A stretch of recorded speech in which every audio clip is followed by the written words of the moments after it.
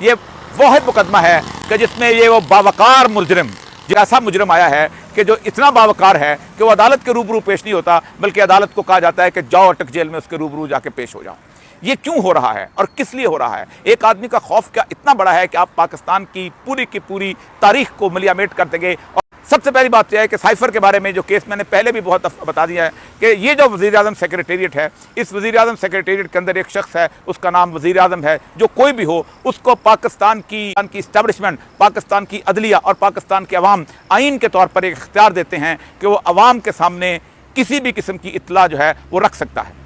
यानी अगर एक ऐसा खुफिया मैसेज आता है पाकिस्तान के अंदर जो कि भारत ने पाकिस्तान का सफ़ीर भेजता है कि भारत जंग तैयार कर रहा है और जंग की तैयारी कर रहा है, तो अपनी कौम को मुतनब्बे करने के लिए सिर्फ वज़ीर-ए-आज़म को यह इख्तियार हासिल है कि वो उसको डीक्लासीफाई करे, उसको खोल दे, उसको बता दे कि ये इन्फॉर्मेशन अगर सीक्रेट रखी गई तो इस मुल्क का बहुत नुकसान हो जाएगा। ये किसी आर्मी चीफ को इसका इख्तियार नहीं है, ये किसी अदालत आलिया के जज को इसका इख्तियार नहीं है, ये किसी शख्स को भी इसका इख्तियार नहीं है कि वो इसको डीक्लासीफाई कर सके।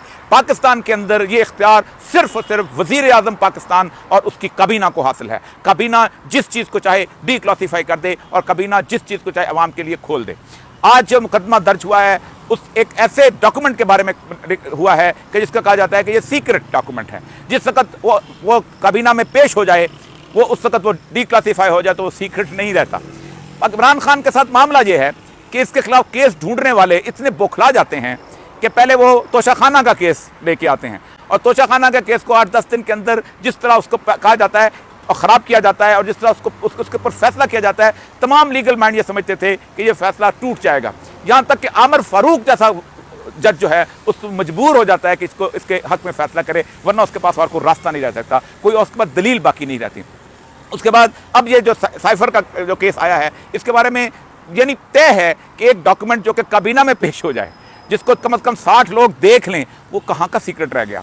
और फिर उसको जब अवाम के सामने काबीना कह दे कि उसको अवाम के सामने रखना है और अवाम ही बुनियादी तौर पर यह फैसला करने वाले हैं, फिर भी नहीं रह गया। लेकिन मसला सारा यही है कि हमने पाकिस्तान के मुल्क को ना आइन के मुताबिक चलाना है और ना कानून के मुताबिक चलाना है। उसकी एक बुनियादी वजह है, उसकी बुनियादी वजह यह है कि 1950s के बाद से पाकिस्तान के इस ममलकत खुदादाद पाकिस्तान को अमेरिका और उसके हवारी चला रहे हैं।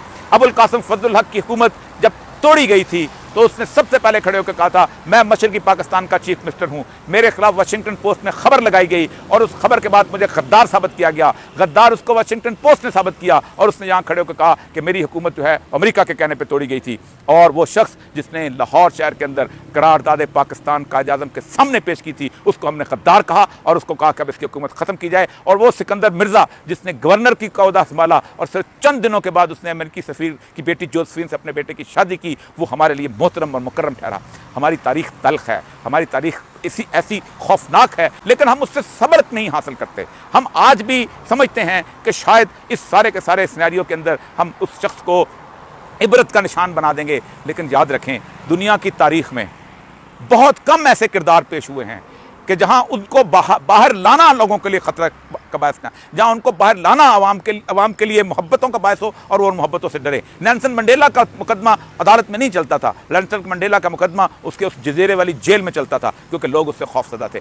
शेख मुजीब का मुकदमा नहीं चलता था, उसको जिस तरह पेश किया जाता था मुदरमान कमीशन में, आप हैरान होंगे कि क्या सूरत हाल थी। यही वो मामला पाकिस्तान नहीं, दुनिया पूरी के अंदर ये रिवायत है कि जिस आदमी से किसी मुल्क की इस्टेब्लिशमेंट या मुल्क की वो सियासी कुव्वतें खौफजदा हों, उस मुल्क में उस शख्स के मुकाबले में होता क्या है कि उसको अवाम के सामने उसका चेहरा तक दिखाया नहीं जाता, क्योंकि उसका चेहरा अलामत बन जाता है।